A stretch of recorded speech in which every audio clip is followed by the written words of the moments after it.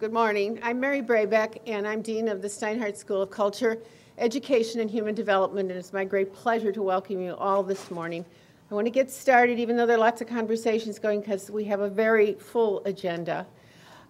This is our 13th year of the Education Policy Breakfast, and I'm thrilled that this series, a three-part series each year, brings together educators, practitioners, with researchers, with policymakers, with foundations and funders, with city and state government officials to talk about the important issues that face us in education.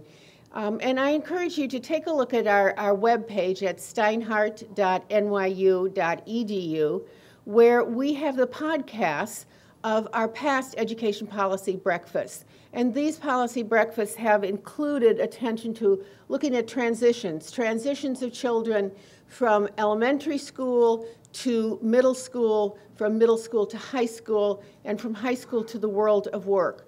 We've looked at gender in education. Ann Tish is here today. She helped us think about single-sex schools and from the perspective of the schools that she has founded. And Pedro Noguera has helped us think about schools for African American boys. We've examined poverty.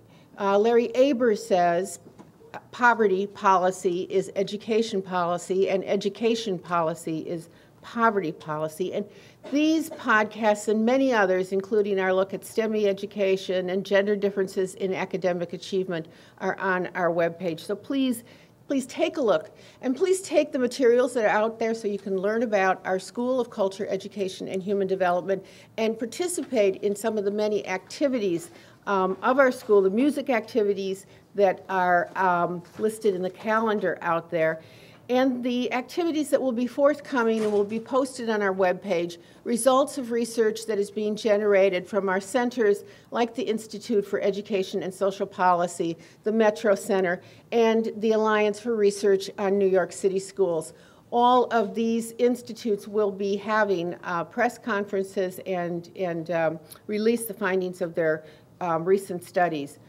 And we also attack education policy at New York University by inviting leading government figures. So, for example, last spring, James Shelton, the Assistant Deputy Secretary for Education and Innovation and Improvement, came to a brainstorming session with colleagues here at New York University, throughout the university, to look at how to set priorities for funding in educational technology. And in September of this year, we hosted Chancellor Walcott for his first major policy speech, in which he defined his goals and his plan for enhancing learning and life chances of middle school kids. And this coming Monday, we will welcome Martha Cantor, who is Undersecretary of Education for the U.S. Department of Education, for a policy discussion. So please take a look at our webpage and join us for the work that we are doing that is an attempt to try to shed light rather than heat on the many education issues that confront us all. And we will do that in the series this year. This three-part series is focusing on the very important question of teacher effectiveness, and I want to just take a few minutes to frame that issue for us. Since 2003, under No Child Left Behind, schools have been required to have highly qualified teachers in the classrooms. And highly qualified teachers have been defined as teachers who have a baccalaureate degree and have met the requirements for state certification or licensure. The problem with that is states differ widely in how they credential teachers. So in some states, there are over 600 tests that assess teacher readiness, teacher effectiveness, teacher tests, if you will. 600 different ones, not ever calibrated or measured against each other. In some states, most states require a bachelor's degree. Some states require a master's degree for advanced licensure. In some states, most states, you have to complete a supervised practicum or internship, but not all. In some states, you can become a teacher by passing 2 standardized tests without ever having been in a classroom. That's the American Board for Certification of Teacher Education, ABCTE. And 8 states allow entry into teaching in that pathway. So people have found the idea of a highly qualified teacher problematic, because how do you assess it? And then in 1996, Bill Sanders published his important study from Tennessee on the use of a statistic called value-added modeling, which was an attempt to show statistically how a teacher produces gains in student learning through a year. So this has led to a conversation about a highly effective teacher. So envision a normal distribution, a normal statistical distribution, okay? Kind of the inverted U. And on this axis, there is scores from low to high. And on this axis, there's numbers of students. And you find, regardless of the pathway, in most studies, there are people who are on the right side of the distribution, which means they are producing, teachers who are producing students who have high scores. These are the highly effective teachers, gains sometimes beyond a year expected gains, and teachers that are producing less effective results. And everybody now wants to know, how do we get more people on the right side of the distribution? And I'm sure you will hear from our speakers this morning some ideas about how to get more highly effective teachers. Highly effective is very much equated with the value-added modeling statistic. And so in this climate of assessment, a climate of trying to identify what are the statistical gains of students, there are a lot of serious questions that are being debated in the papers, in the boardrooms, and in Congress, and at dinner tables. And we know that this is a very heated debate. We will attempt in the course of this year to examine in a very deliberate way the many issues around how you produce, how you assess highly effective and highly qualified teachers. And we'll start today with 2 experts. But mark your calendars for February 24th and April 27th for the next 2 breakfasts, and we will tell you about them in a minute. Those of you who are regular Ed Policy attenders notice that our format for seating is a little different today. We usually sit around round tables where we can actually reach the coffee. You can reach the coffee here if you want to get up and get it, and you're please welcome to do that. But this, when we announced this event, we had over 200 responses on the first day. And I think that speaks to the fact that people recognize that our 2 speakers have a lot to say on this critical issue of highly effective teachers. So let me say a few words about our 2 speakers, Chancellor Walcott and Dr. Lankford. And then we will ask the Chancellor to speak, and then the professor to speak, and then Dr. Lorena Llosa, who is a faculty member here, will moderate our discussion. Part of our Ed Policy format is to leave lots of time for questions and discussion. So let me tell you a little bit about Chancellor Walcott, who is no stranger to us. He is Chancellor of the largest school district in the country with 1,700 schools, 1.1 million students, 136 employees, and a $23 billion budget. He has been building on the mayor's Children First initiatives, and he is committed to cultivating teacher talent and preparing teachers who will help students graduate from from high school and go to college and be successful in their life choices. Prior to his appointment as Chancellor, Chancellor Walcott served as Mayor Bloomberg's Deputy Mayor for Education and Community Development for more than 8 years. In that capacity, he oversaw and coordinated the operations of the Department of Education, the New York City Housing Authority, the Department of Youth and Community Development, and the Mayor's Office of Adult Education. But we know and love him most as a product of New York City public schools and a grandfather who walks his grandson, if you read the New York Times, to a New York public school in the morning. And I should add, he's running the marathon on Sunday for the first time. It's good training for a chancellor to run marathons, I think. Hamp Lankford is an economist and professor of educational administration and policy studies at the University of Albany SUNY system. His current research focuses on the teaching workforce, including teacher retention, teacher qualifications, and the effectiveness of teachers in improving student outcomes. He is principal investigator of the Teacher Pathways Project, a project that includes New York State and City, and continues to study linkages between teacher preparation, teacher retention, and student learning outcomes. His research has been funded by the Carnegie Corporation, the National Science Foundation, Smith Richardson Foundation, Spencer, the U.S. Department of Education, and the National Center for Analysis of Longitudinal Data in Education Research. He's involved in a variety of activities intended to inform education policy, including serving as an expert in the Campaign for Fiscal Equity. Please welcome Chancellor Walcott, and then we'll move to Professor Lankford. Thank you, Dean. Thank you much. Thank you very much, Dean. It's a pleasure to be here. And I really have to tell you a true story about walking my grandson to school, in that my grandson and I decided that we were going to school before the announcement was made and before I even knew I was going to become chancellor. And my daughter and son-in-law just had a busy schedule that particular week, and I had planned to walk my grandson to school. And lo and behold, I became chancellor, and it became a news story, whereas if I was just deputy mayor, I would have walked my grandson quietly to school.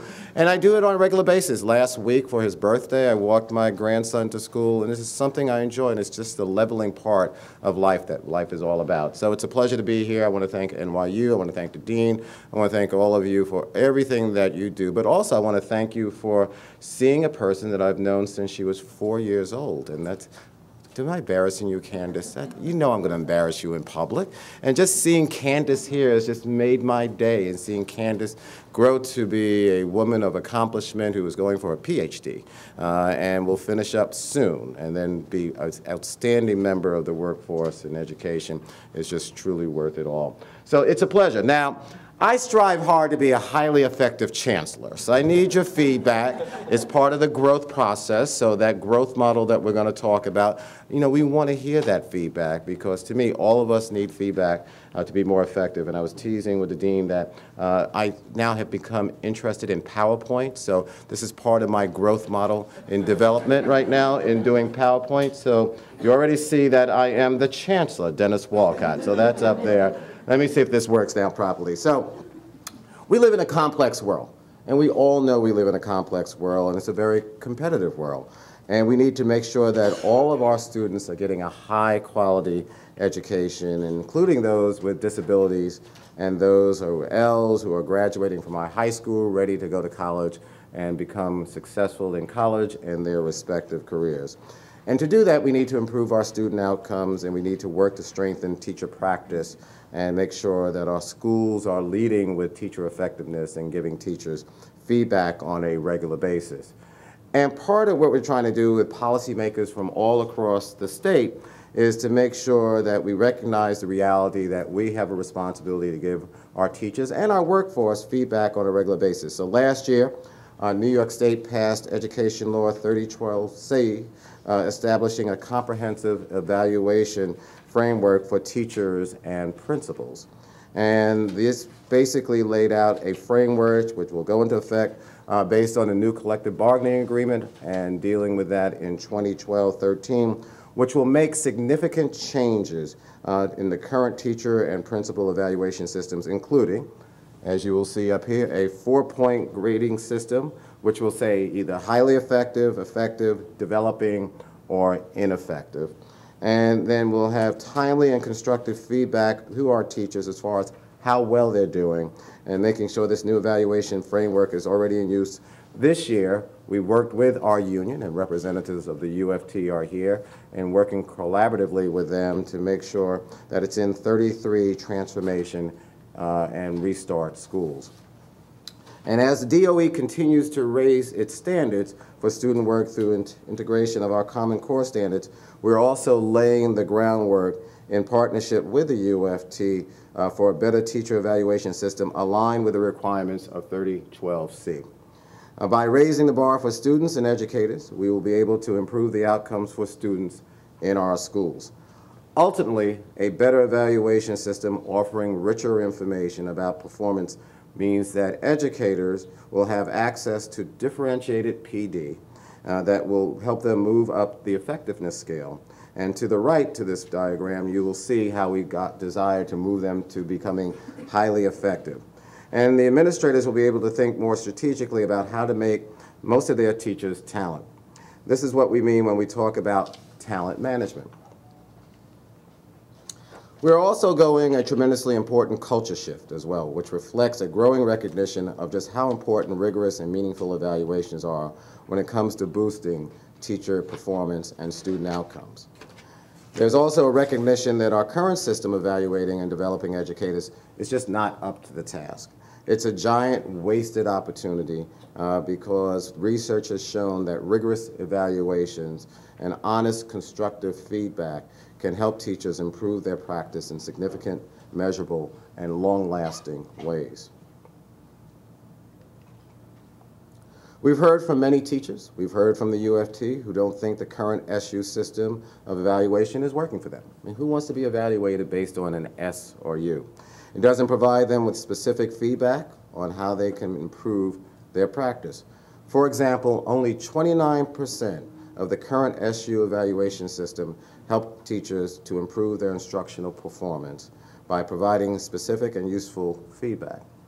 More than half of the teachers who responded say they do not get enough feedback, and nearly 3 in 4 teachers indicated that the feedback they do get does not help them improve. It doesn't provide for an understanding of how they are performing on a more nuanced scale of effectiveness.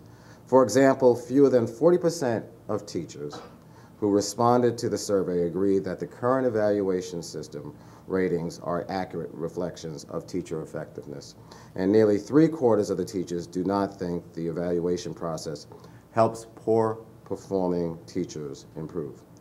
It doesn't take into account the impact on students' learning, and this is not a part of the current evaluation system.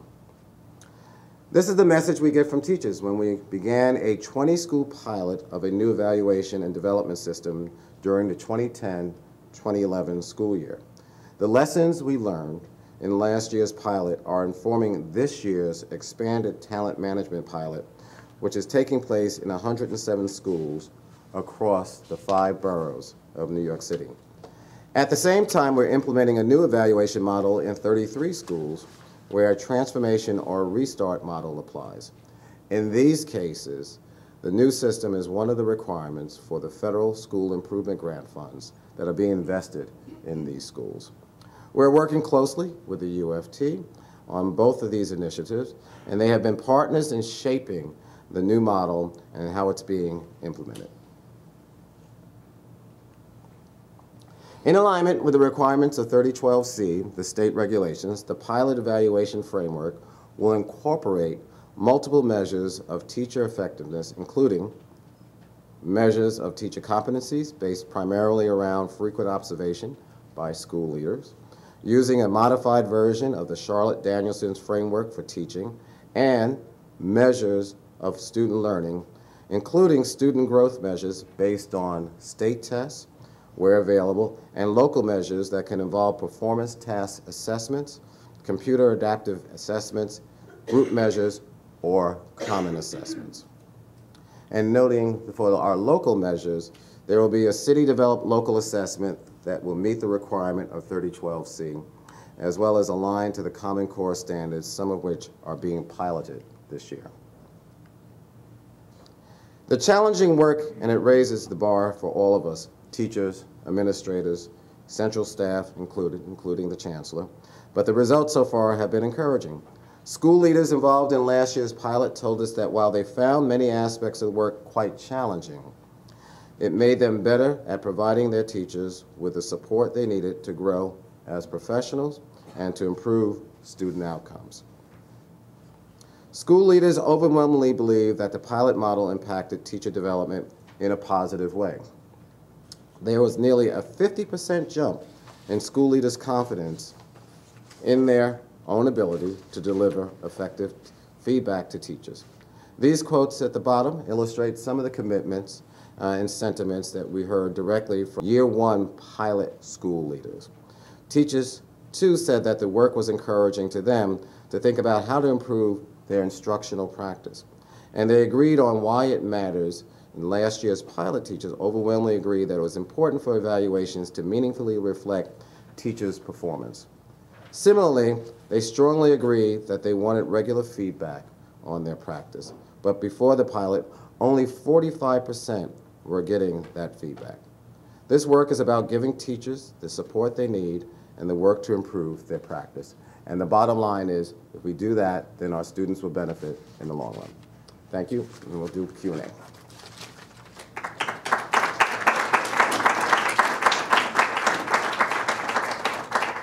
It's a pleasure to be here. It's nice to see some familiar faces, folks that I haven't seen for a long time. And it's also a pleasure to just have the opportunity to get feedback from you. I must admit that I am a little apprehensive, as I always am, when I speak to a group that knows more about the subject than I do myself. It reminds me of the quip about the economists knowing or being too smart for themselves but not smart enough for anyone else. And so I hope that you don't find that's the case, at least in terms of the latter part. But I do appreciate being here. What I want to do is to talk about teacher preparation, and as Mary indicated, I have been working with a team of folks, Jim Wyckoff now at the University of Virginia, Susanna Loeb at Stanford, some of the work has been with Pam Grossman also at Stanford, and Don Boyd, who is at Albany. And we've been working on the teacher workforce for a long time, but over the last decade have been looking at teacher preparation and its links to teacher effectiveness and student outcomes. And I must say that I remember about a decade ago coming down to New York City with my hat in hand, asking folks in teacher preparation programs to participate in our Pathways project. And we were very successful in getting your help, and we appreciate all that you did. It has turned out to be a decade that we've continued to look at teacher preparation, and who knows how much longer we'll go. I'll mention a few things about research findings, and those papers that those results come from are from this combination of folks. I'll also mention some research of others. Just to make the point again that Mary did, that teacher effectiveness and quality is different than qualifications. And what we're interested in here, at least from my perspective, and increasingly so in the, the educational schools as well as policy and schools themselves, is the question of how effective are teachers in improving the educational outcomes of students. And let me just say very quickly that that measure of outcomes, the range of outcomes, is very broad. We may have tests in particular subjects in particular grades, but that does not define the set of educational outcomes that we really care about. Then the question is, how do we measure it? And I know more about the second bullet, value-added analysis, but I'll be the first to say that that isn't the only measure of teacher quality. There are others, and we're going to know a lot more about this in a few years because schools across the state and nation are going to be increasingly using these methods. But the point is, observational protocols can be useful, and even looking at other kinds of information about what teachers know and can do can be important too. But note one thing. Each one of these is specifically linked to student outcomes. It's not any classroom observation, any protocol that makes a difference. It's ones where there is validity in terms of being measures of attributes that have been proven to be linked to student outcomes. And that's extremely important. This is a quote that many of you have seen. Some of you might have been there when Secretary Duncan made it. Teachers College is great, but there are a lot of other schools of education that are doing a mediocre job at best? Well, high quality? Mediocre? How do we know? There's almost no work that has systematically and convincingly measured the difference in the effectiveness of one teacher preparation program from any other. Unless Secretary Duncan knows something that I don't, there's little basis of evidence that supports his view. Now, why is this? Well, you know, I'll talk about this in terms of actually the challenges of measuring effectiveness of preparation programs. But today there's tremendous disagreement about the appropriate outcomes and metrics. I sort of alluded to that a minute ago. Do we use value added or some other metric? There's debate regarding the best way to prepare teachers. And people hold those opinions very strongly. At the same time, there's little confirmatory evidence of any one approach. And part of the problem is there's a tremendous lack of data regarding teacher preparations. I mean, how do preparation programs vary across the country? There was a recent National Research Council study that that was focusing upon teacher preparation, and they found relatively little data that really documented what the programs were doing across the country. I mean, that was part of our pathway study, but that's in one city at one point in time. The point is that there is little definitive evidence on what approaches or attributes of preparation really make a difference in improving the effectiveness of their completers. Now, how do we define preparations? One argument is that are they sensitive to the needs of the schools and districts where they place their students? I'll give you an example. There's a long-standing shortage of math teachers in New York City. In fact, the majority, in many years, the vast majority of math and science teachers, math teachers in particular, at middle and high school levels, come through the Teaching Fellows Program. College-recommended programs provide relatively few, in terms of the total share, of the math and science teachers. Now that's changing. Over the last 3 or 4 years, the college-recommended pathway has produced relatively more, but there's still a huge shortage. How responsive are the programs to actually, providing these kind of, taking into account these kind of things and adapting so as to meet the needs of the schools and the districts? And then this is what I'm going to be talking about mostly. It's the issue of economic, empirically documented effectiveness of the graduates of those programs. That's really the holy grail in terms of figuring out whether a program is effective. Now, there's various ways in which preparation can improve the quality of the teacher workforce. And one is through recruitment and selection. That's probably not the first thing you think of. You probably think of preparation. That's what the preparation programs are all about. I will argue that that is important, but it's not the only thing. I'll talk, there's also the issue of timing. That is when program participants are exposed to different kinds of things. And there's also teacher retention. In terms of this, let me just say something about timing.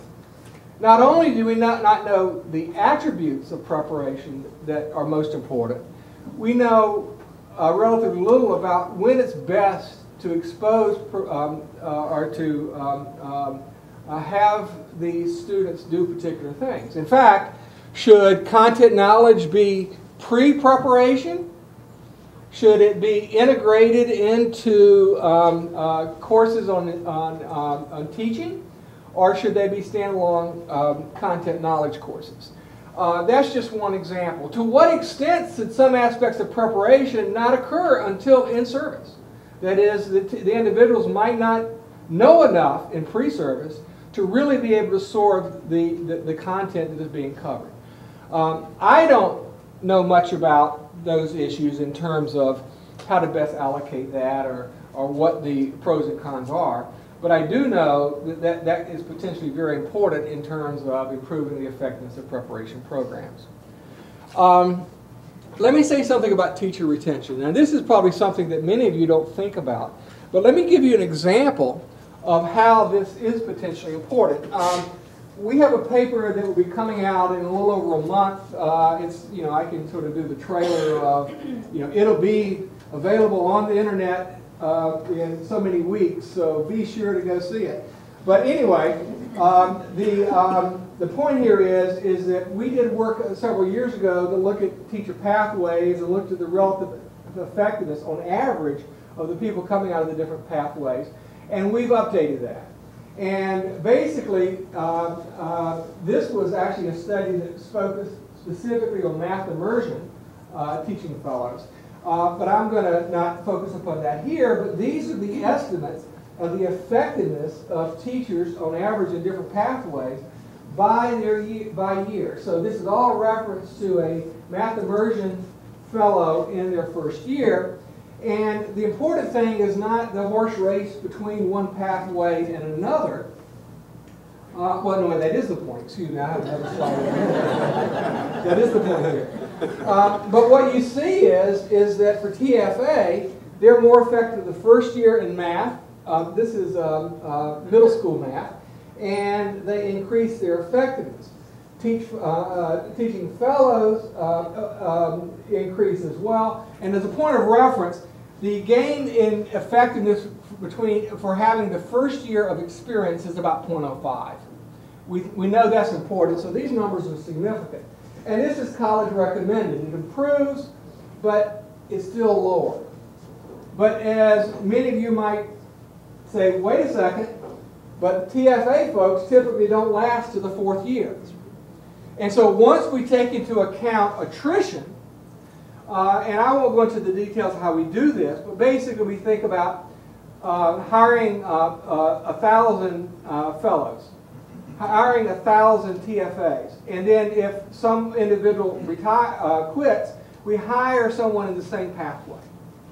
And of course they'll be less experienced, and then we go through and we say, well, what is the average of that 1,000 teachers in a particular pathway, taking into account the changing composition because of the attrition. Once we do that, college recommended is about the same. Now, if you're thinking about the pathways, which I think is actually, you know, as a horse race, I think that's actually sort of misses the mark of what's really important. You think about this attrition.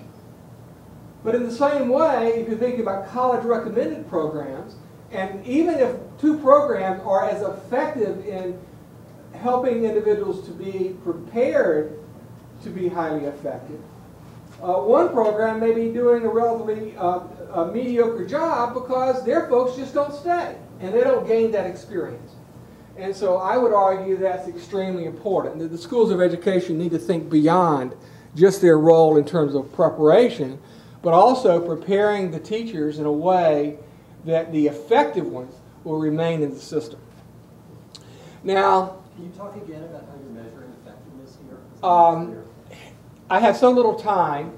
I'll give you a link to our papers, but basically it's a value-added analysis. It's using the state test in math and ELA, in this case it was math, and doing all the things statistically you can do to try to, you know, take into account the myriad of other factors, and I'll talk about some of those other factors later. Recruitment and selection. This is extremely important.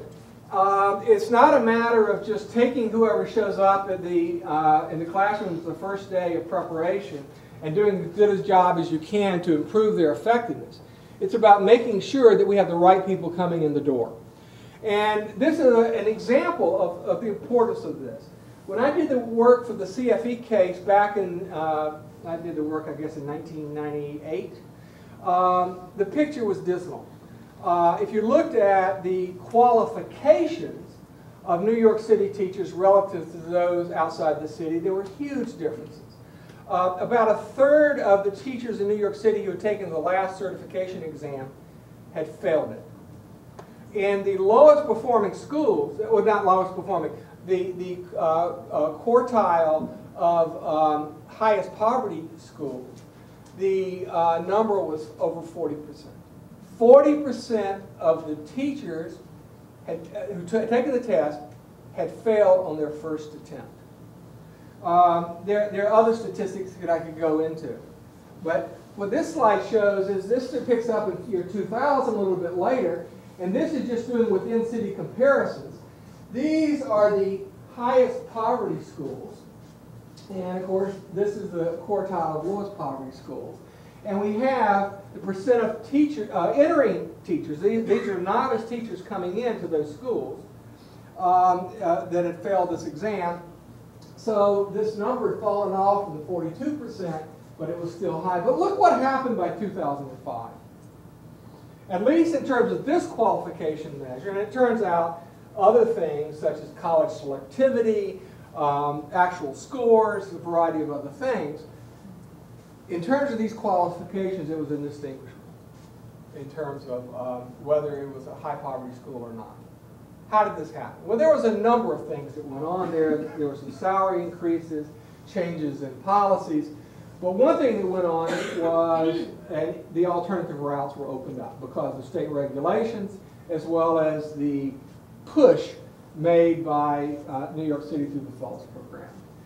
Look at what happened to temporary license. It turns out that in 1998, there were huge percentages of all the teachers that were temporary licensed, basically unlicensed. And what you see here is that there were huge numbers of entering teachers that were temporary licensed. They went away. And how did they get replaced? Largely through the alternative certification program. To some extent, Teach for America, but mostly through the Fellows Program. Now, you can consider, the merits of one route versus the other, but it's not the horse race between the Fellows and College Recommended. Here, what happened was the Fellows replaced people that were uncertified. And some of those folks were uncertified because they couldn't pass the certification exams. They may have gone through college recommended routes, but they just couldn't pass the exams. Others just, off the street knowing nothing. And so this is an example of the importance of recruitment and selection. As you know, the preparation, at least prior to their first teaching, is relatively modest in terms of the amount of time. But as I showed you a minute ago, these folks do roughly the same as college recommended teachers. And so clearly there's a difference in mix in what they have. These alternative path folks have much higher qualifications in terms of college selectivity and in terms of other measures of academic background. Let me just say a few things about accountability. This goes back to Duncan's statement. Can effective preparation programs be measured? Well, what metrics? I mean, do we use student test scores? Do we use observational protocols? There's that whole set of questions in terms of preparation programs and what they accomplish that we ask about the effectiveness of individual teachers. A question is, do we look at institutions or particular programs? Do we have a horse race where we're comparing one program against another, or are we comparing programs' effectiveness relative to some absolute benchmark? And then there's challenges of measurement, and I'll say something about each of this. This actually is an example of what we, results of this pathway study where we're looking at teacher preparation. We estimated the effectiveness of preparation programs, and this is for institutions. So we looked across the programs that were included in our study. It was elementary education and a number of others, special education and the like. And the programs are ranked here in order of the point estimates of effectiveness. And so here we have a program whose estimated effectiveness was, about 0.8, and again, the gain from first year experience is about 0.05, and so that's a meaningful difference. And then you have some that are low. The problem is, just one point, and then this is the same ordering as over there, And what you see is there's some differences. You know, here's a program that doesn't do as well in math, but did relatively better in ELA. But in general, you see a consistency. The correlation between the two estimates is about 0.6. So it's not extremely high, but it's not trivial either.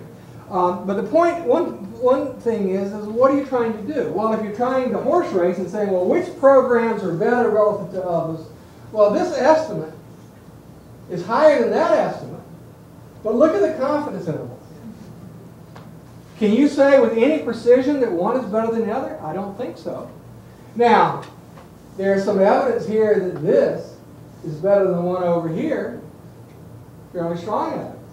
But it's limited in what we can say. Now, if you're measuring it relative to some absolute, we can do a bit better. It's fairly clear that these are above at least a threshold of average teacher effectiveness overall, but they're questions. And so, if we're thinking about accountability, we need to be clear about how precise our measures are. I mean, we could actually put names on this and report it. I mean, this is done in Louisiana, but the question is, what faith should you place upon it? And I would argue that you have to be very cautious. And in fact, I'll argue that it's not necessarily a especially useful exercise.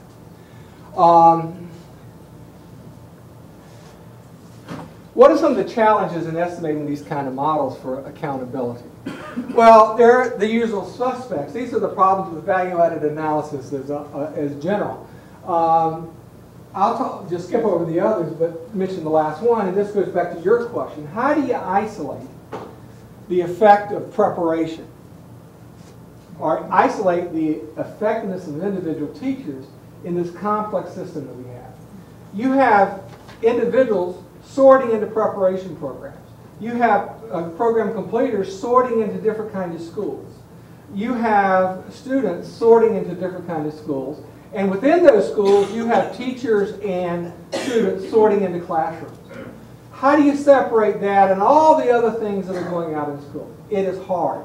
But I must say that over the last decade, economists and other scientists, researchers who've been trying to figure out how to do this has made a lot of progress. And you know, you need to be skeptical to some extent, as you need to be with any measure, whether it's classroom observation or whatever else. But there's a lot of progress that has been made there in terms of estimating teacher effectiveness. I'll come back to program effectiveness. But there's some problems that are specific to accountability. That is value-added analysis. One is sample size is important. Now,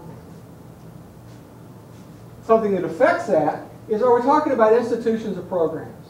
When you start looking at programs, you have relatively few completers. And you have noise in all this data.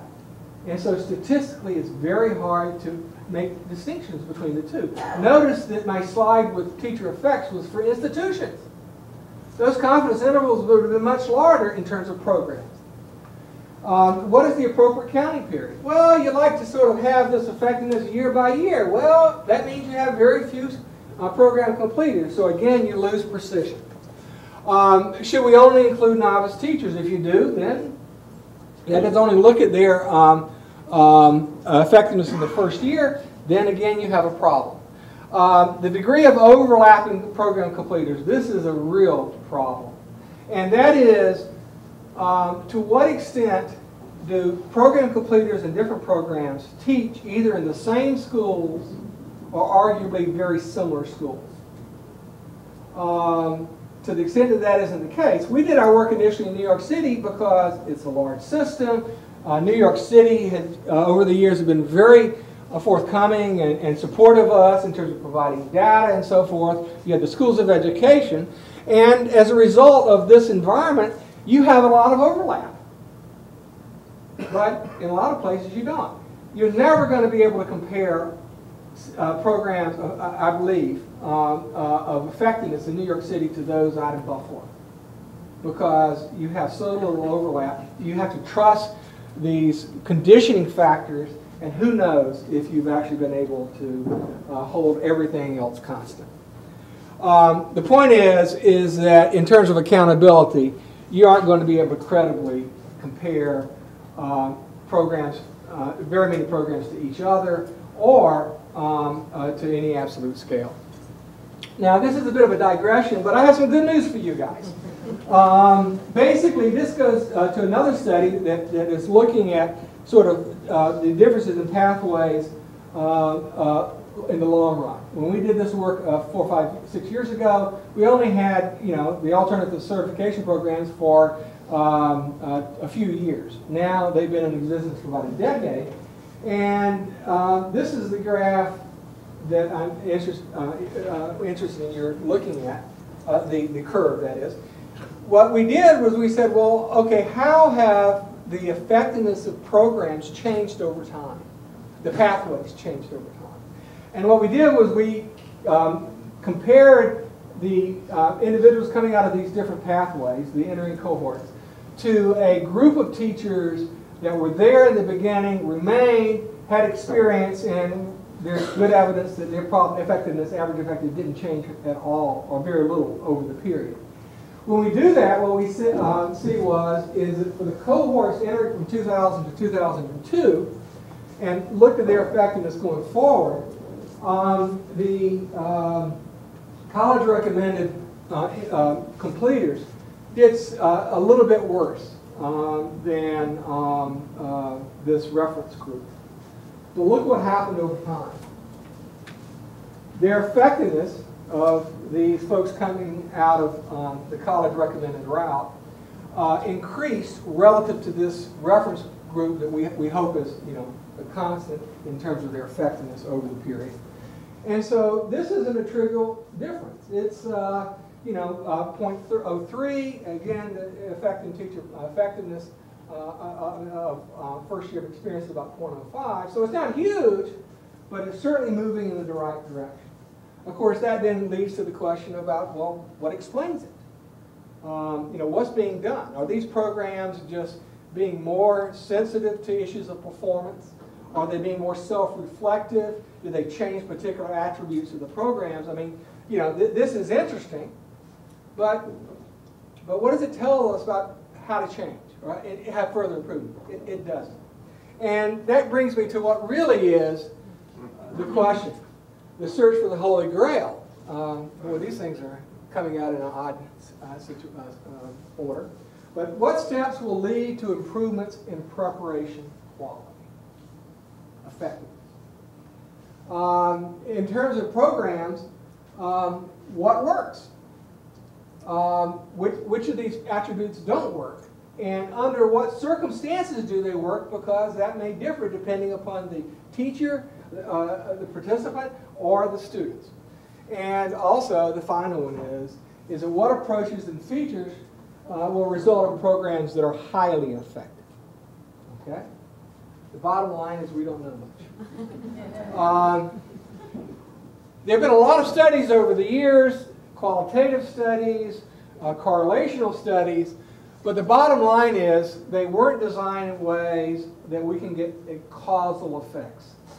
If you do more of one thing, will that cause program completers to be more effective than they otherwise would have been? Some recent work suggests that preparation in some areas can make a difference. Opportunities to practice classroom activities. This comes out of our Pathways work. It's probably not just coursework. Some work done in Florida that looked at actually the course-taking behavior of program completers and linked that to student performance and didn't find much. But there have been studies. One, not a huge one, it was actually part of a mathematical poly research randomized control study of a trial of alternative pathways, but they tried to look at features of preparation and they didn't find much. But let me give you an example of the kind of results that we found that does provide some evidence. We looked at the programs, looked at documentation, interviewed program directors and the like, and asked about a number of different things. We're not going to talk about a field experience. We ask who chooses the teacher that in the field placement. Is it the student finds someone? Is it the program director? Is it a principal? So forth. To what extent does that teacher have to have certain qualifications, years of experience or whatever? And to what extent does the supervising teacher from the program actually come in? How many times do they come in and actually observe? We created a composite measure of that, and the programs that have more oversight, in terms of what we call it, are more effective, both in math and English language arts. The interpretation here is a little different than the numbers I presented earlier. I'm not going to go into that. But there's encouraging evidence.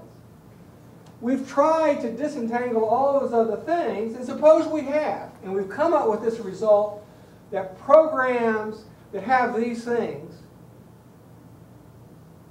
produce more effective teachers. Does that mean we should have everybody go out and have more observations in their field placements, choose the teachers that are assisting the students? Maybe, maybe not. We don't know. And the reason why we don't know is the issue of causality. We may well have held all these other things constant, but the bottom line is we don't know if those particular features actually cause these program graduates to be more effective. We just don't know. If we're actually going to improve teacher education, we'll need more rigorous understanding of selection, that is, who goes into these programs, how it varies, and also the effect of various program features on the effectiveness of the program completers. How do we do that?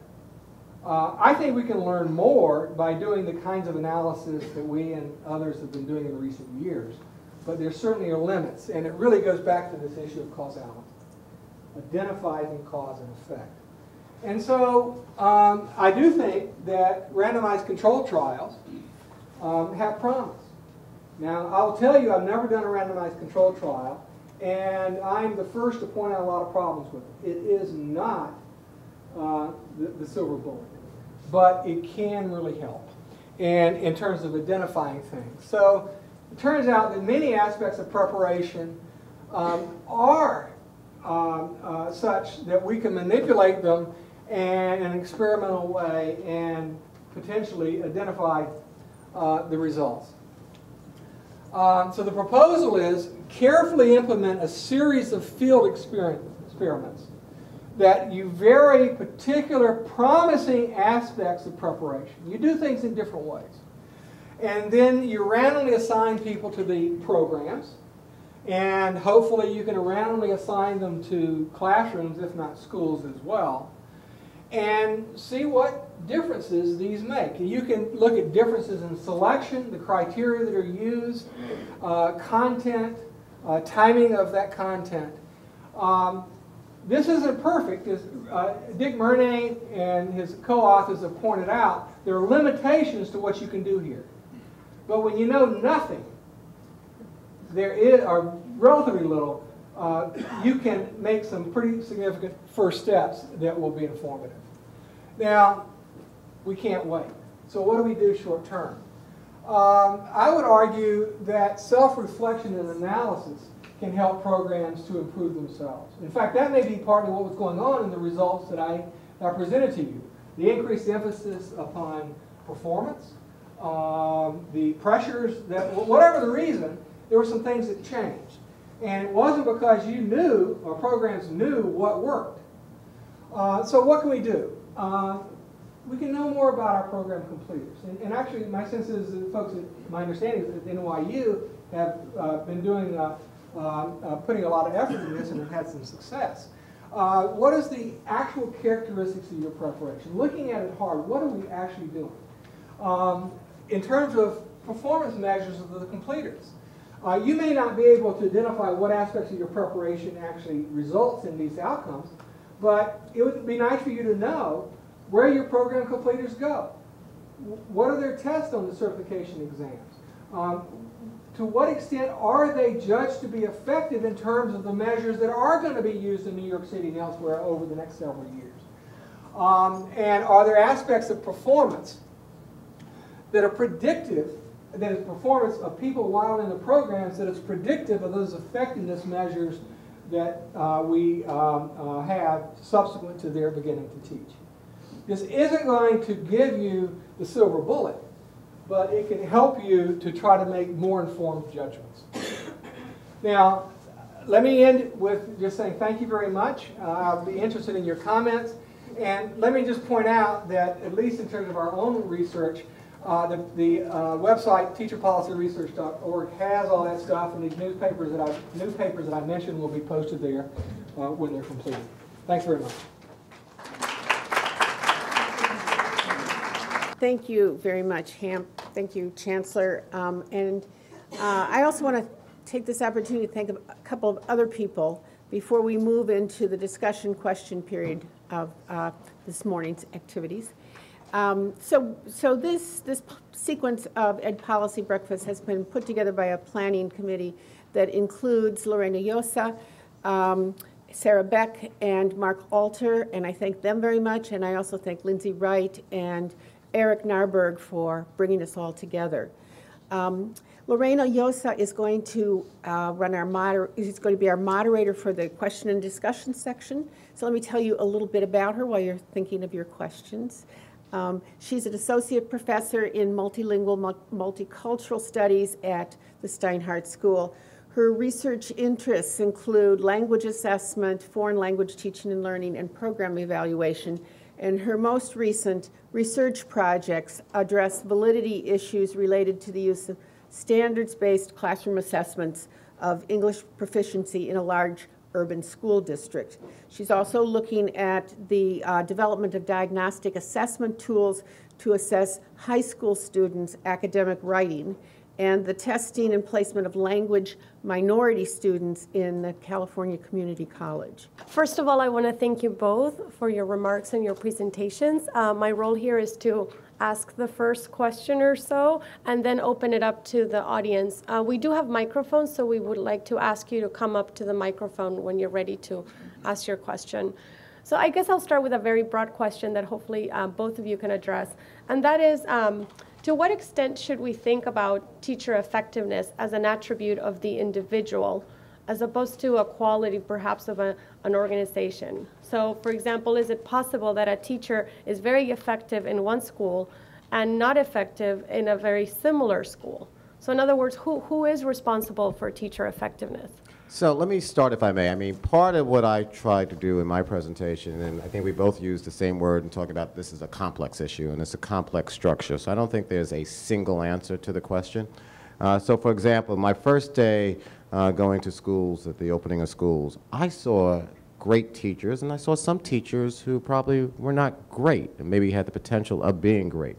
And to me, it's part of the leadership of that school and maximizing those teachers and developing them to become more effective. Part of it is inherent in the teacher itself. I mean, one teacher that I saw at a school just blew me away. As soon as I walked in the door, I knew no matter what type of preparation that teacher had it within her as far as what she was doing with that particular class and how she was really doing, and I think, a highly effective job in motivating and engaging the students and having the students interact with each other, and really serious learning was taking place. Then I went to another school where a teacher basically was just following rote mechanisms, was doing the basics, and I didn't see the students engaged at all. And I bet that that teacher who was not doing a decent job would not do a decent job at any school, whereas the highly effective teacher that I saw would do a highly effective job at all the schools she would go to. But to me, it's also part of the principle and the leadership to give the feedback, to do the observations, to feed into that, to bring them up even to a higher level. And I was saying to Hamp when he sat down, at different points when he was doing his presentation, I would get uplifted and then I would get depressed. Then he said, well, we just don't know. And I said, oh, no, I'm looking for the Holy Grail. And then he said, well, about this. And then he said, well, we just don't know.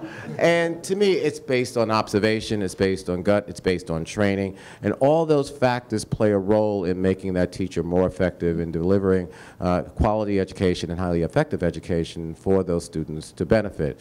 And so the other piece, and you reminded me of something I never thought about until you did your presentation, when I did my teacher training in Connecticut. And I really don't remember whether I had observation taking place. I knew I selected the school. That I do remember. And I went out to the particular school that I wanted to go to, and the school placed me there. And it was an interesting experience, but I don't remember leaving there satisfied.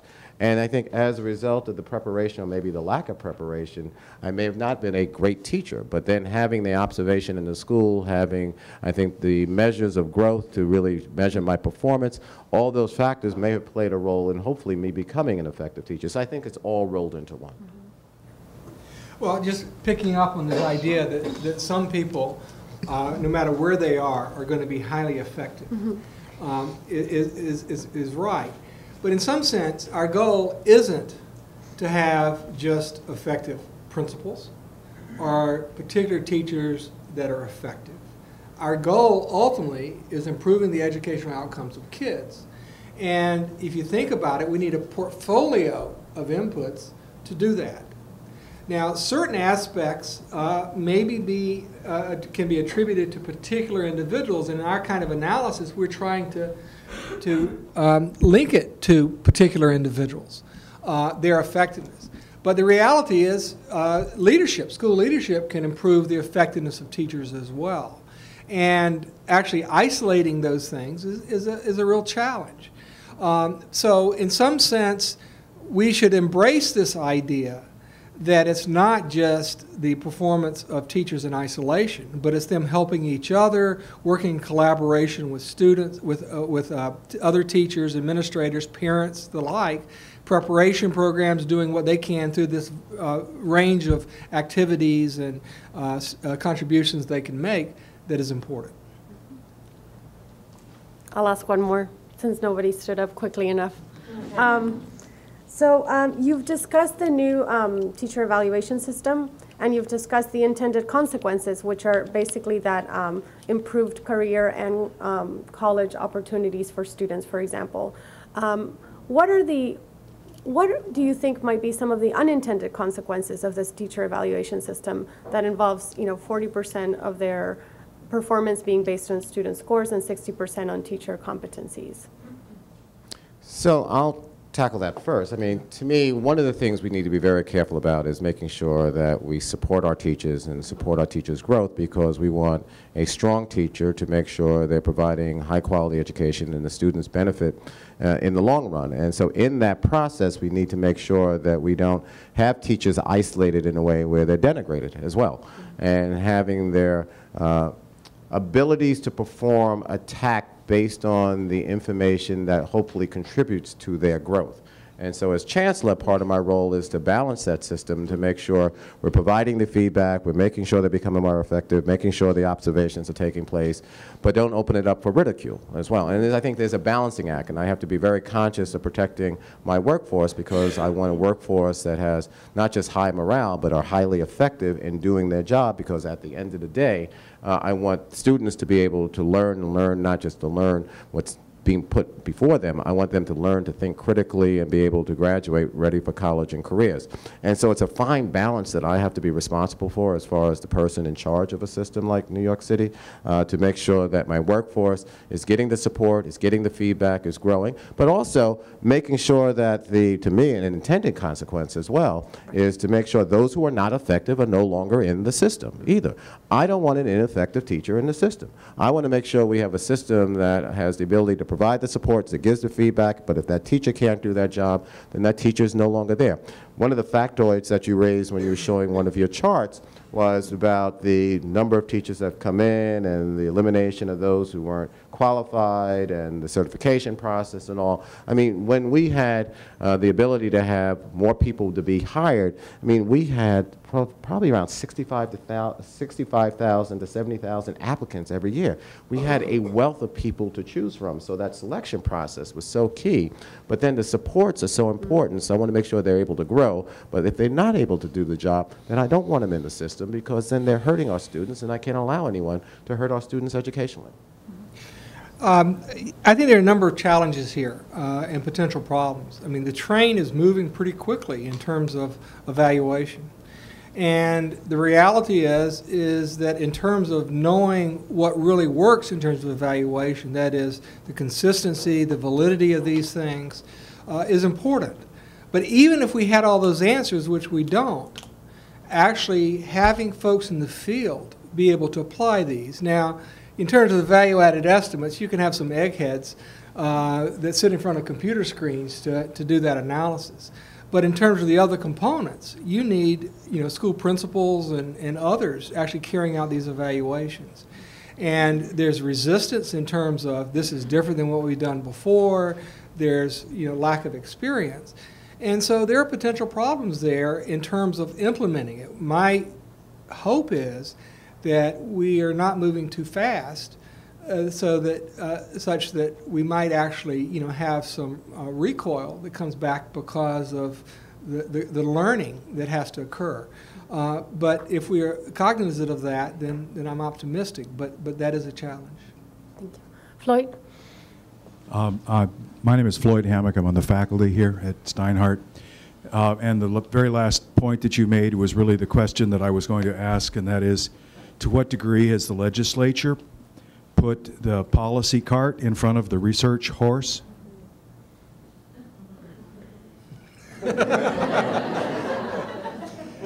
Well, I mean, as I said, we're moving quickly. Is that the legislature's fault? I would argue that for many years we knew that we needed better evaluations. We knew that they were ineffective teachers, and those reforms didn't get made. And so, yes, would you like to have a longer timeline? But what would have happened over the next several years if the legislature hadn't done that? I don't know. And so it's not a perfect world. The question is it better than the realistic alternatives that we could have? I would say that we're not moving fast enough, quite frankly. And I think we have to put more speed into the system as far as both from an expectation point of view, but also from a knowledge point of view. I mean, yes. Most people in this room may know a lot of what we're talking about, but I think we still have a responsibility to make sure the public at large holds us accountable as far as those raised expectations and what it means. And whether it's the legislature or not, I mean, the legislature puts the laws in place, and then obviously we have to implement the laws. But I think the demand side of the equation as far as the public at large, people know what they want as far as schools are concerned, that the students should be educated. But I don't think all people know exactly what goes into that process itself, and I think we have to expedite that. And then I think we also have very sluggish response at times as far as how this is being implemented. And obviously it's a very complex issue. There are a lot of issues of people who are both entrenched and people who have new ideas, and how you pull that together. And I think we have been, while doing a somewhat effective job, I still think we have a long way to go as far as being more effective in what we're doing and putting the laws in place and making sure we expedite that process. Thank you. Sir? I'm Max Meyer. I'm a doctoral student in teaching and learning here. I was wondering if you might, Chancellor, especially you, speak to the idea that in my experience as a teacher, supervision evaluation models rise and fall based on the quality of the evaluators as much as anything, especially in terms of the quality of the evaluators and their dispositions. I was wondering if you might speak to I mean, evaluation, and I would add a word to what you just said, if you allow me to, and the consistency of evaluation. Sure, I think absolutely. is extremely important as well, and that comes from both the leadership at the school level, but also the leadership message that's sent from the top. And that's why when you've had a system that has high turnover of superintendents or chancellors, and you have new systems put in place, you have sometimes a very disjointed process in place, and then you serve at the whims of those who are there at that moment, so you have to be very careful about that. But in addition to that, I put a lot of stock in our principals and our leadership, as far as they are the leaders of their building, and I have a responsibility as Chancellor to set the tone, the expectation, and work with our unions to achieve the goal. But it really falls on our principals to make sure there's consistency within their buildings as far as evaluations and observations are concerned, and that way there's growth and there's the richness that we want to occur as far as our workforce to have our students benefit in the long run. So I would just add the consistency piece is, to me, extremely important. So there isn't this stopgap and stop and go approach in how one is observed, how one is evaluated. And I think the laws obviously give the context, it gives the policy, it puts us in a very macro sense of what needs to be done, but the actual implementation and what that means to the workforce, I think, has to be on a constant basis. Thank you. My name is Peter Goodman. In June, 38% of all probationary teachers had their probation extended because they had low scores on the value-added model. In many instances, the principals gave them high reports as far as observations. So I'm concerned as we move down the road, we'll find a disparity between what value-added says and what a principal says. And I'm concerned that we're going to end up with a system which is slanted too far towards value-added, and the judgment of principals is not going to be valued as much as it should. And secondly, how can we assure that in this wide range of schools that we have, that the principals are going to make judgments which we could accept throughout the system?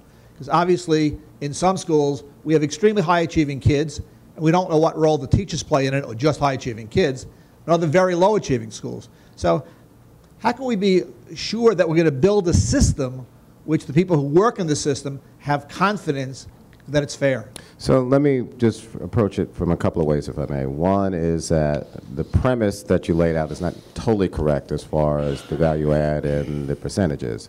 And what's happened, and for the audience, is that we wanted to make sure that when tenure was granted to our teachers, there was both the richness and feedback provided to them, and that teachers didn't get granted tenure just based on a default system.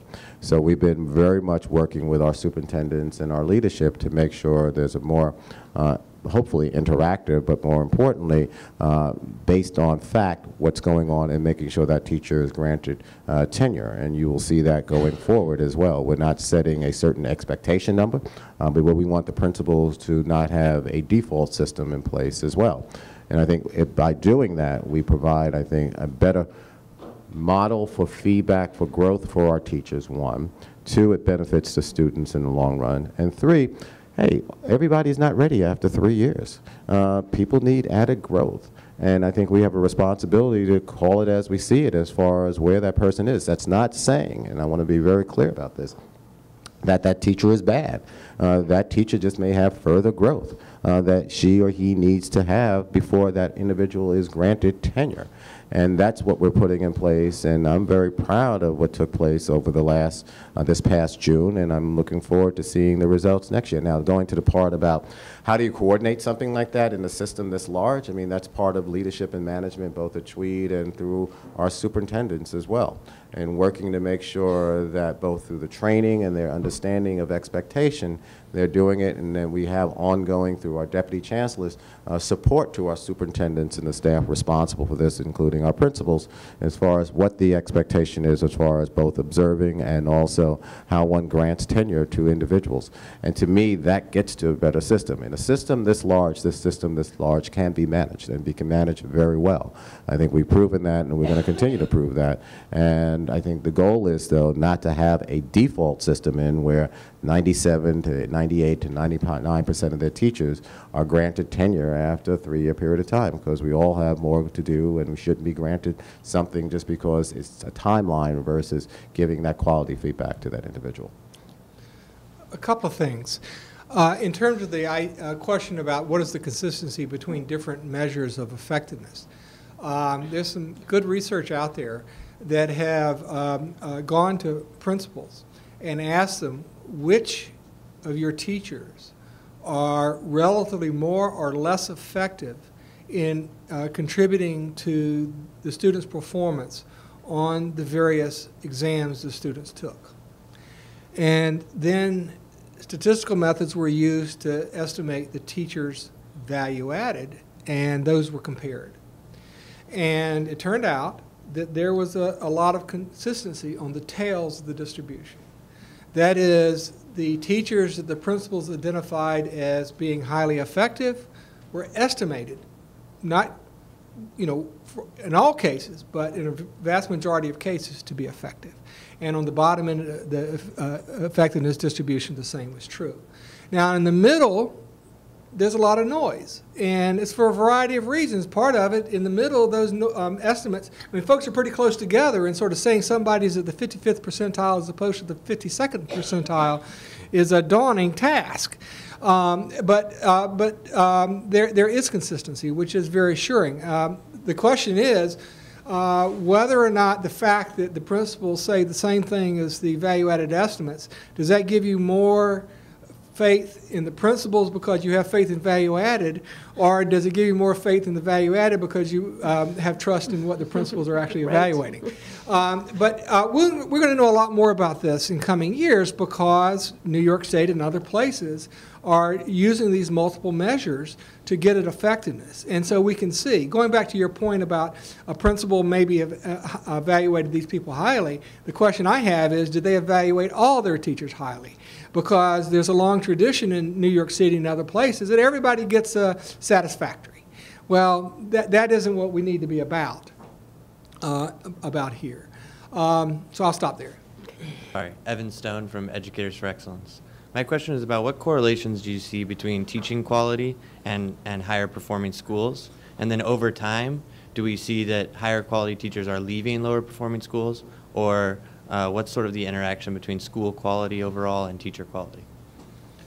A couple things. As it turns out, we've done some work, and others have as well. And in terms of teacher attrition, it turns out there's a fair amount of good attrition. That is, on average, the teachers who leave the teaching workforce are less effective than the ones who stay. There's also evidence that the teachers who are more effective in traditionally low-performing schools are actually more likely to stay. There's some other issues, though, in terms of transfers. Within New York City, in low-performing schools, ineffective teachers quit. In higher-performing schools, ineffective teachers often transfer. And so there's some issues there. But it doesn't appear that effectiveness per se results in higher transfer and attrition rates. Thank you. Lily? Yeah, good morning. My name is Lily Ardell. I'm a 8-year teacher, and I'm also a postgraduate student here, in the postmaster's program at NYU, Steinhardt. So I'm interested in the psychology of the teacher and sort of teacher motivation in the context of this conversation. I'm imagining that bell curve that you'd had and how we'd like to move all of the teachers, the bulk of the teachers, forward. I agree with that, and I think that there are ways that we can achieve that definitively. I'm wondering, sort of for teachers that have been grandfathered into the system, and I know that in New York City that's a critical conversation that's been had, what is their motivation for being an effective teacher? They're protected, they're making larger sums of money than most of the teachers that I see are working very hard every day in the classrooms. Is this also a percentage of teachers that's worth being concerned about? Like, is this a critical mass here that we're talking about? What is the city doing sort of to address that? I'm interested, and perhaps the union person can chime in here. So that's sort of my question. So when you say grandfathered in, I mean, I don't view it that way. I mean, our teachers are our teachers, and I think, and tell me if I'm wrong with your term of grandfathering in, is teachers who already have tenure, who've been here for a period of time. Is that your? Yeah. Okay. I mean, And that are then protected by the laws of tenure in terms of the evaluation systems that we're talking about. okay, I just want to make sure we're on the same Yeah. page. So, I mean, part of our job is to make sure we're constantly providing both professional development and feedback to our teachers, even those teachers who have tenure, and that's part of the system itself. If you take a look at the majority of our teachers, the majority of our teachers are teachers who have tenure. Mm-hmm. And so, especially now with hiring freezes and the budget challenges we have, the inflow is a lot less than it had been in the past, right. And then the outflow is also a lot less than in the past based on what's happening with pension and everything else going on with the market. And so our job is to make sure we're providing the supports to make sure they're getting the professional development, giving them the feedback, and working not just with the unions, but working with our schools and how principals are being trained in how they manage their workforce to make sure they're achieving at a higher level. And so we don't, inherent in your question was we don't ignore that base population. The question and the difficulty, I think, also inherent in your question is, since they have a guaranteed job, then how effectively can you actually do that? And that's a different type of question. And I think it can be done effectively because teachers are there to teach. I mean, they're not there just to sit around and do nothing. You have some who are on the extreme of the curves who are definitely going to be like that, and we know who they are, and we need to find ways to expedite them out of the system because they're draining the system of money if they're not there to do an effective job or to teach or just sit around and do nothing. And that's on the margin, and those are the outliers. But the bulk of those who are in the bell curve itself, they're there to teach, they're there to learn, they're there to grow, they're not there to sit around, and our responsibility as a system is to make sure we're providing them the supports, whether through the superintendents, through the networks here in New York City, of having the networks working with our schools and providing the PD. For example, as you may know, the beginning of the school year, we decided to start school a day later because we wanted to enhance our PD in the front end around Common Core and what it meant. And I thought that was the richest thing we could do because we were able to really invest a lot of time and energy around Common Core, and that to me was extremely important. So I don't accept the premise that, and not saying that you're saying this, that just because you have tenure doesn't mean that you don't want to become more effective. I think those who are even tenured want to become more effective. I don't necessarily believe in tenure, and I've said that publicly, but at the same time, that's the system that we have. And we have a responsibility from a management point of view to make sure we provide the supports for having them grow. So we're really looking at that middle section then for teacher effectiveness, the bulk of the teachers, for moving them forward. Yeah, I mean, but again, we're not just, yes, it's moving them forward and moving those who are on the outliers ideally out, but with tenure, it's difficult to move them unless you are able to implement 3028 charges and having that stick against them, and that's very difficult at times. So are there ways that would benefit us to move those outliers who, for whatever reason, are not doing an effective job out of the system, so therefore freeing money up to have those teachers who are doing an effective job to even be either highly more rewarding with compensation, or to have more come into the system so that way we have the inflow that increases. We have time for one more question. Sorry, Jennifer. Okay. It's his. Sorry. My name is Rob Bowen, and I went to junior high school, 139 Frederick Douglass in Harlem, and so anytime I have a whole lot to say and I don't know where to start, I remember our English teacher, Miss Jarrett, saying, quoting Dickens, commence at the commencement. So I'm going to start with you, Chancellor. And first of all, thank you so much for coming to the CPAC meetings and working with the parents and ensuring that the public is aware of what's going on. I want that quoted from any reporter. That's no. It's on tape.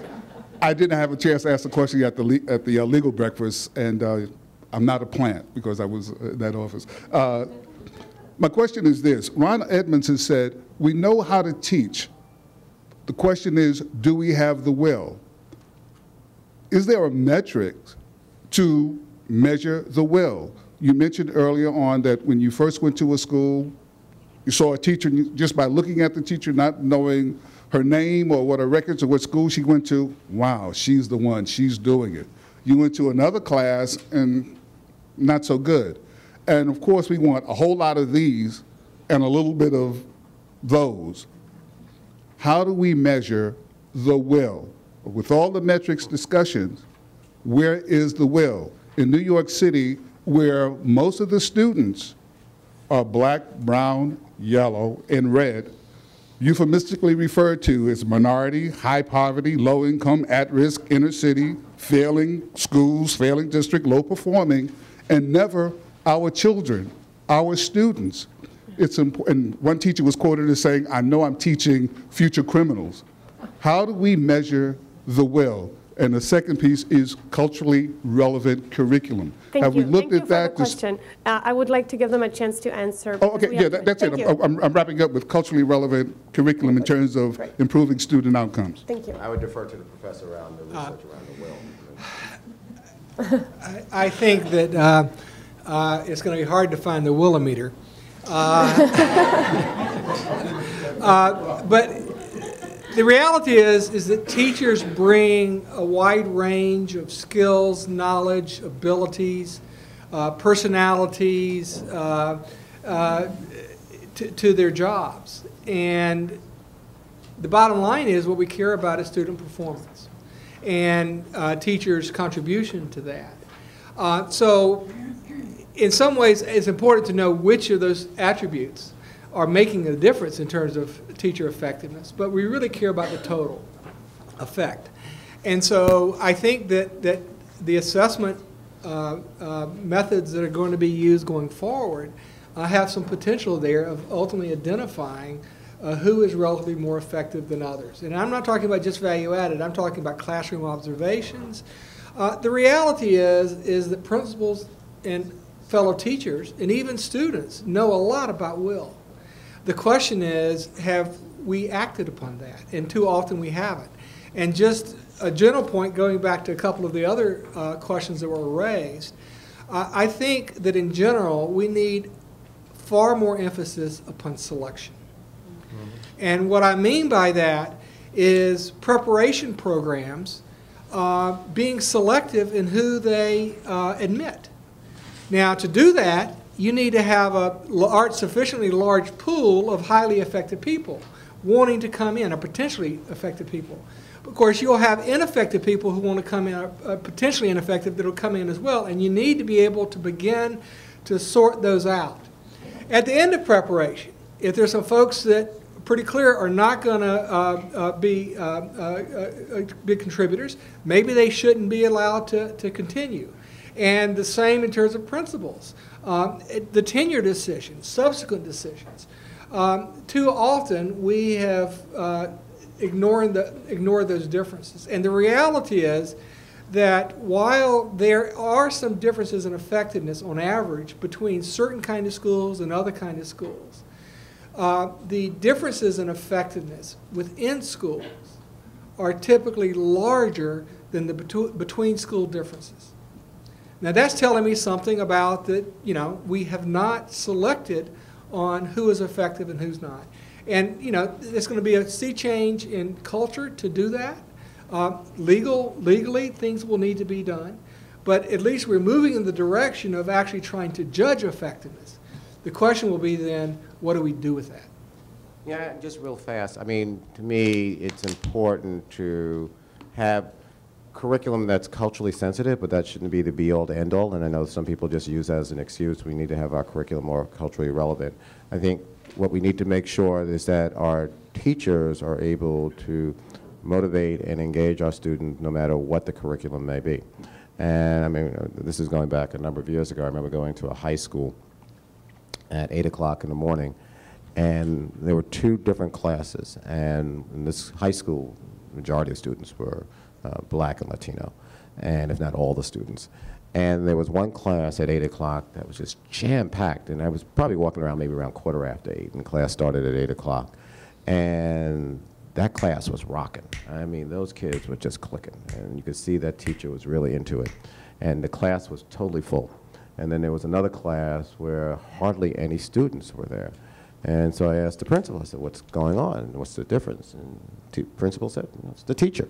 And the teacher in that one class was able just to engage the students. The students wanted to be there first thing in the morning. And it wasn't necessarily because of a culturally relevant curriculum. It was because there was a teacher who was able to just get his students up to that level of excitement to be there. And the other teacher just didn't have that capacity. Now, another question in another forum is, then what happened afterwards? And, that's to me the next step, because what type of role support did the principal play in supporting that teacher who, whatever reason, didn't have that ability to get those students there, and that dynamic energy that I felt in that one classroom get transferred to the other classroom. And that, to me, is part of this whole complex process that we've been talking about.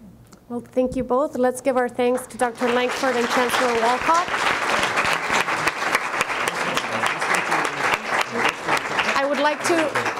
I would like to remind you that the podcast for this breakfast is going to be online at steinhardt.nyu.edu. I would also like to remind you to mark your calendars. We're going to continue this conversation on Friday, February 24th. The topic will be, how do we develop teacher quality effectiveness?